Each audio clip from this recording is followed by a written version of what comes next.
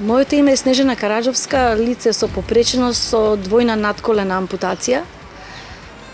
Пред 6,5 години ми се случи сообраќајна несреќа, бев патник во автобус кој удри во камион. Несреќата се случи во Турција, таму ми беа ампутирани нозете и по неколку недели си дојдов во Македонија. Знаете, на секого, па и на мене, изгледа огромен шок тоа што ви се случува и не сте свесни воопшто што понатаму следува. Во нашата држава не постои лице кое ќе ви објасни што ви се случило, што треба да правите и што треба да очекувате од животот.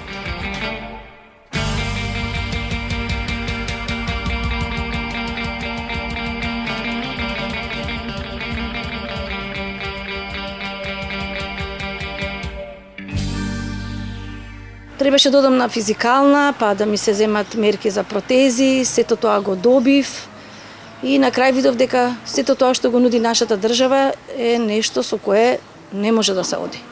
Во нашата држава не постои лице кое е обучено да оди без две нозе со надколена ампутација.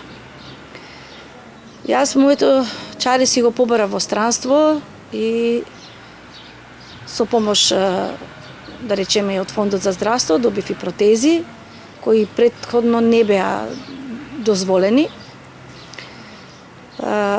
Со тие протези отидов во Холандија, ми се направи операција, осеоинтеграција, тоа е вметнување на имплант во фемурот на коската. Моето опорување траеше долго, бидејќи требаше да заздраве, односно да се спои имплантот со коската. Од кога ги добив протезите, од кога направив обуката, тогаш се соочувате со некои други проблеми кои не сте свесни дека ги има.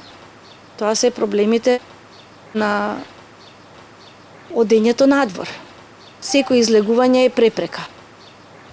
За жал кај нас не се одвојува попреченоста. Воопшто никој не смета дека постои хендикеп физички, ментален, дека постојат слепи и глуви луѓе и дека на сите од нас ни треба нешто поразлично.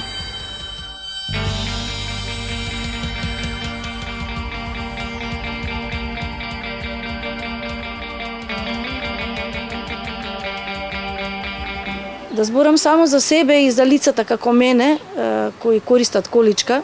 Јас ја користам секогаш кога одам надвор.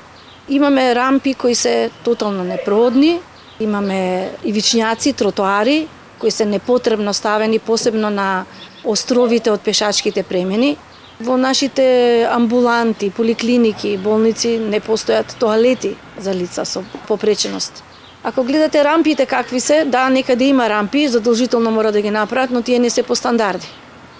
Моја порака до надлежните би требало да се поткрене малку свеста на граѓаните, свеста воопшто на лицата кои работат во јавни институции, но тоа секако мора да биде заедно со работка со некое лице кое ја има таа попреченост и да се погледаат работите од негов аспект. Ако некој ја земе мојата количка и почне да вози по нашите улици, дури тогаш ќе виде кои се сите препреки. Многу е тежок животот со хендикеп. Многу е тешко, но не е невозможно. Многу пати ќе ви ја убијат надежта. Се надевате дека нешто ќе добиете, од кога ќе го добиете, гледате дека тоа е многу малку во ваша корист.